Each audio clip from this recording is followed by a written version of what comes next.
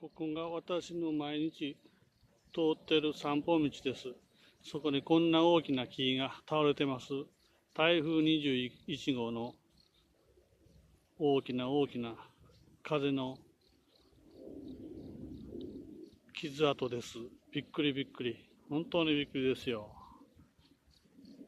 豊中に来て長い間経ちますけど、こんな大きな台風は初めてです。